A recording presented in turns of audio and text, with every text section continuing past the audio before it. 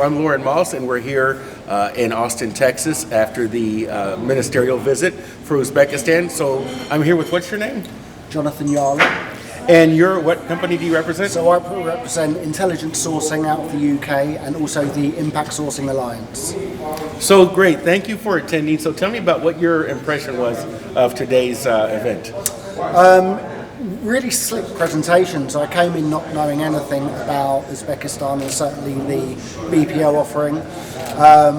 Purposely came in with kind of no background, done no research, and it was interesting to hear really impressive facts and figures around education, around tax saving, around employment opportunities.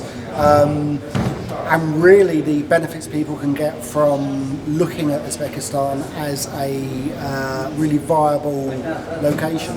John, you're very you're very well known in the impact sourcing movement, which is to consider sourcing with a social benefit. So, what are your takeaways from today's presentations on how sourcing companies can maybe have an impact, have a social impact by sourcing to Uzbekistan? Yeah, and it's a great question, and I kind of come from it in two different ways.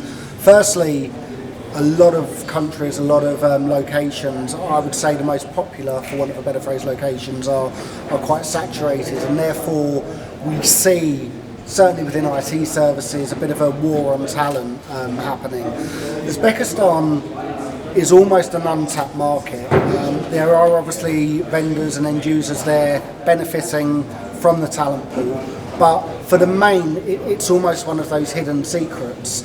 We've seen today, the statistics show that in IT there's a huge amount of graduates and a huge amount of employable labour coming out year on year. So whether or not we call it impact sourcing it is still up for a bit of debate, but certainly for organisations looking A, to get new staff while there's a war on talent, and B, to actually provide people with jobs and give people opportunity, it's clear to see. What, as somebody that you mentioned earlier that you didn't really know a lot about Uzbekistan coming to this conference today, what was maybe the most, maybe not surprising, but unexpected takeaway that you got from today's event about something about Uzbekistan that maybe you didn't know before?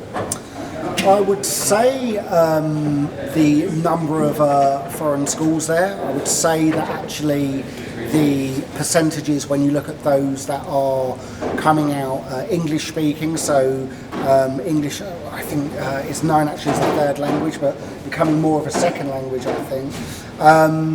So there was that part of it. The skills that are being taught, as you were saying in your presentation, the way in which people are conversing, it's not just in the regional dialect, but it's also, there's a big push on the English language, certainly in science and things that you see around the capital. And I think as well also that the infrastructure there, the IT part looks amazing. The level of kind of construction around the area, things like the bullet trains getting from place to place, the fact that workers are really looked after, they're being taken to work, taken home from work, and the tax saving. I mean, it's one of these places I feel that I actually now have to go and visit. And you and I have been on many trips where we've gone to locations, and when we've gone to them, before we've gone to them, we've kind of thought, well, we're not 100% sure what this is going to be like. Right. And then we've gone and just been blown away, and I'm pretty confident that if I went, I'd be blown away. It's one of those kind of places. John, thanks so much for your time and insights. No thanks. Thank you.